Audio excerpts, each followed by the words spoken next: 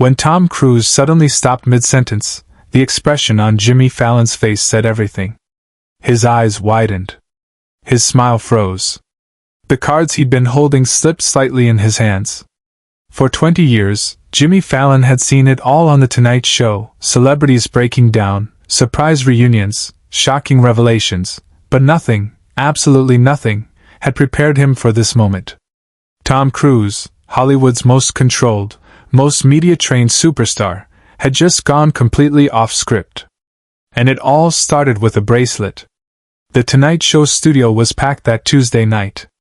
300 audience members filled the iconic NBC stage, their excitement palpable.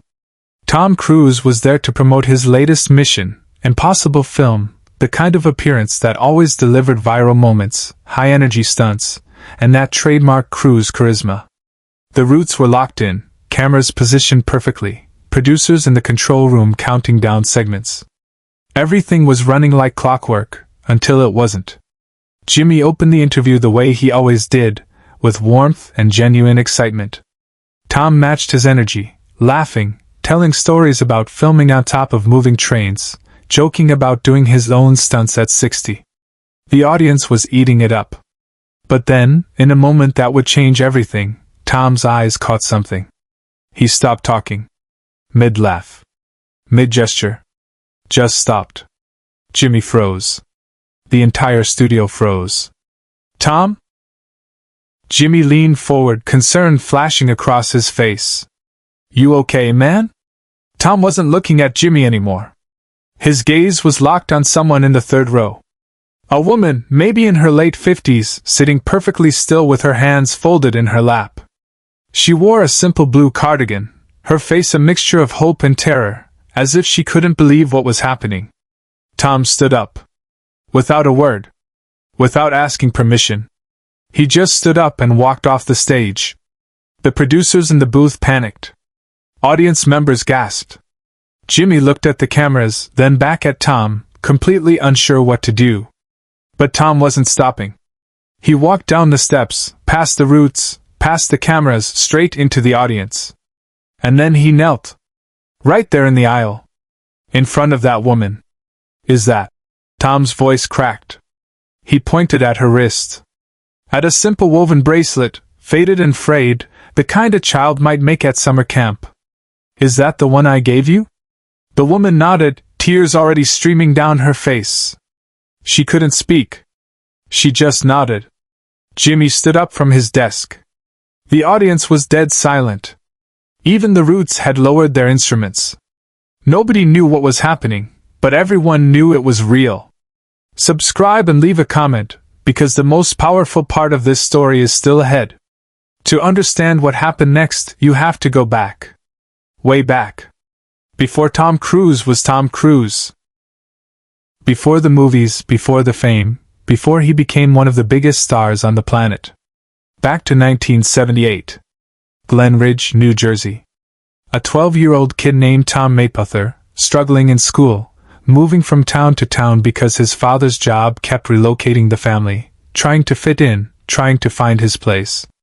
That summer, Tom's mother enrolled him in a local community theater program. She thought it might help him come out of his shell, make friends, build confidence. Tom was terrified. He'd never acted before. Never been on stage. But he showed up anyway, because his mother asked him to. That's where he met Carol Henderson. Carol wasn't a teacher. She was a volunteer, a retired nurse who helped with costumes and props. But she saw something in Tom that nobody else did. While other kids ignored him, or made fun of his dyslexia, Carol sat with him. She helped him memorize his lines by reading them out loud, over and over, until the words became part of him. She told him he had something special. That he could do this. Tom had one line in that summer production. One line. The king is coming. He practiced it 100 times with Carol. And when he finally said it on stage, she was the first person to stand up and applaud. Before the summer ended, Tom made her a bracelet. He wasn't good at crafts. His fingers fumbled with the string. But he worked on it for days, weaving blue and white threads together, the colors of the theater company. He gave it to Carol on the last day of the program.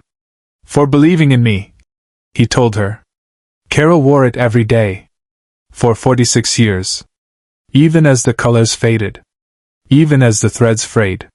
She wore it because that summer changed her life too. Watching that scared kid become confident, watching him discover his gift, it reminded her why she volunteered in the first place. To see people find themselves. She never imagined she'd see him again. Tom's family moved away that fall. She followed his career from afar, watching him become Tom Cruise, watching him conquer Hollywood. She told the story sometimes, to friends, to family, about the summer she helped a kid named Tom learn his lines. Nobody really believed her. Tom Cruise? The Tom Cruise? Sure, Carol. But she kept the bracelet. And when her daughter surprised her with Tonight Show tickets, when she found out Tom Cruise was the guest, she wore it. Just in case. Not because she thought he'd remember. Just because it meant something to her. Behind the scenes, Jimmy Fallon made a decision that defied every producer's expectation. He walked off the stage. Followed Tom into the audience. Stood beside him as Tom knelt in front of Carol. And Jimmy did something he rarely did. He stayed quiet. He didn't make a joke. Didn't try to lighten the moment. He just let it happen. Tom was holding Carol's hand now, the one with the bracelet, and he was crying. Not movie crying. Real crying. His shoulders shaking, his voice breaking. "I never forgot you," Tom said. "I never forgot what you did for me. You were the first person who made me believe I could do this." Carol couldn't speak. She just held his hands and sobbed. The audience wasn't watching a show anymore. They were witnessing something sacred. Phones stayed in pockets. Nobody moved. Even the producers in the booth had stopped calling shots.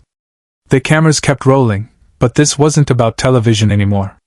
Tom pulled something from his pocket. A folded piece of paper, worn soft from being carried. He unfolded it carefully. "I've kept this since I was 12, he said, showing it to Carol. It was the program from that summer production. His name, Tom Maypother, listed in tiny print at the bottom. "You signed it.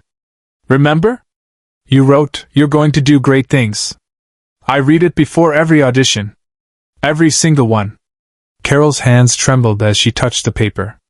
"I meant it," she whispered. Jimmy watched, his own eyes wet now.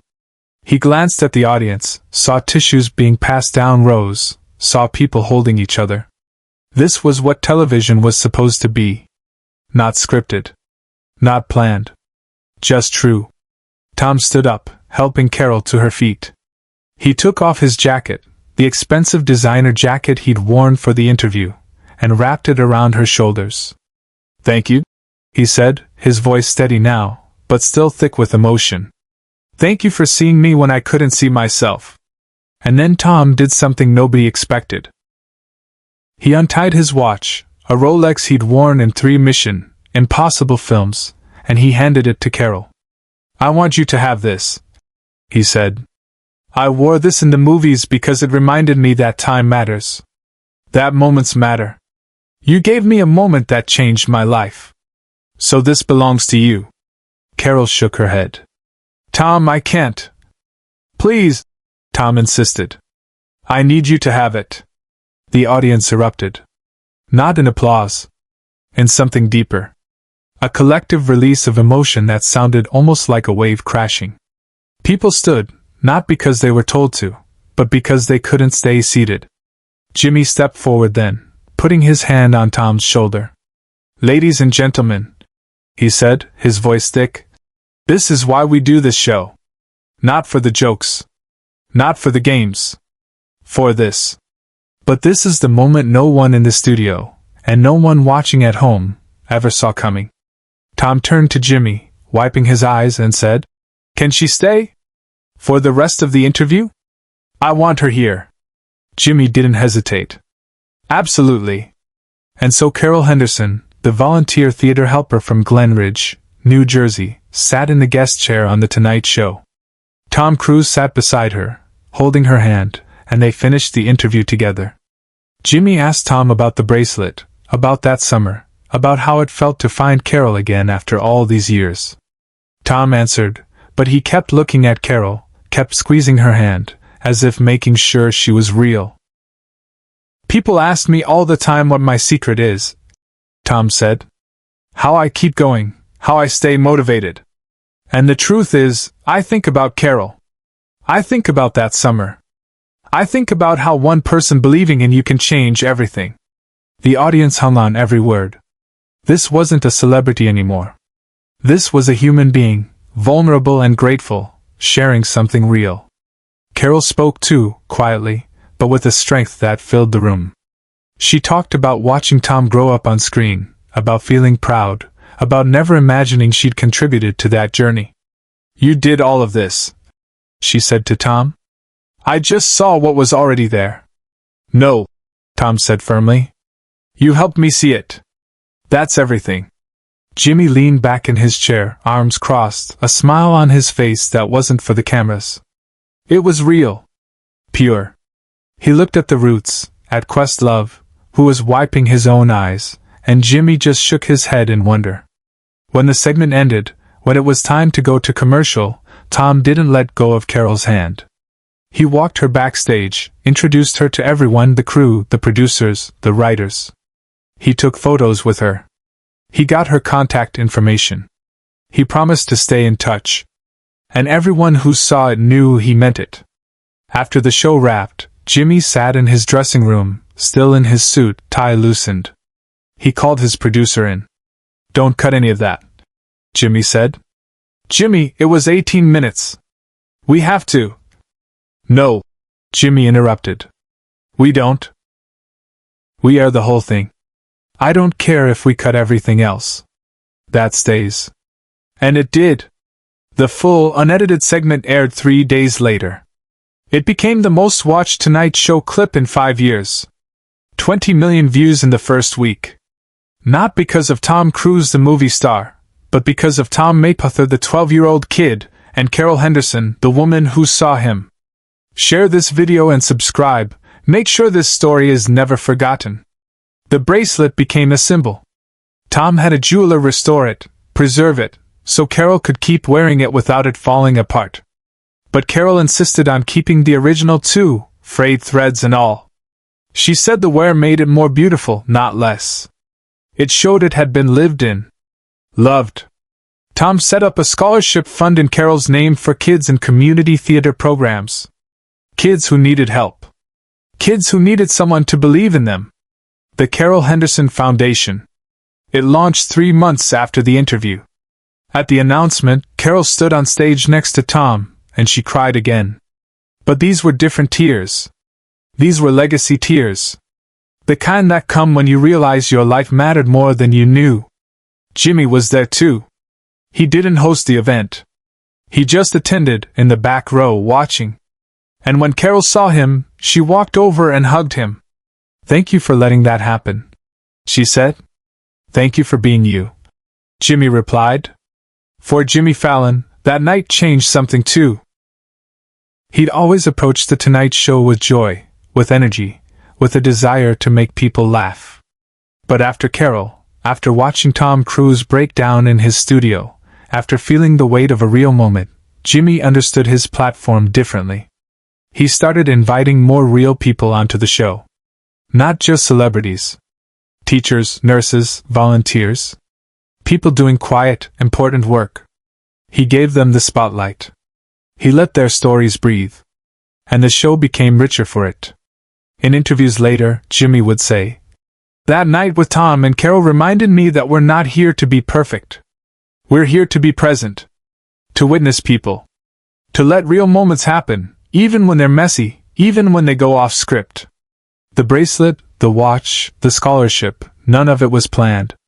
It all happened because two people found each other again, decades later, and remembered what kindness looks like. Carol Henderson passed away 2 years later. Peacefully. Surrounded by family. Tom Cruise flew across the country to attend her funeral. He wore the restored bracelet on his wrist. He spoke at the service, not as a movie star, but as someone whose life had been touched by grace. She taught me that believing in someone isn't just a nice thing to do, Tom said. It's a sacred thing. It's planting a seed and trusting it will grow, even if you never see the tree. Jimmy sent flowers. A card. But more than that, he aired a tribute on The Tonight Show, showing clips from that interview, from Carol laughing in the guest chair, from Tom holding her hand. He ended the tribute with a simple message on screen. Believe in someone today. You might change a life. You might change the world. The video of Tom and Carol has been watched over 60 million times. But the real legacy isn't in the views. It's in the thousands of messages from people who said they called an old teacher, reached out to a mentor, thanked someone who believed in them. Because sometimes, all it takes is one person. One moment. One bracelet. And 46 years later, that belief still matters.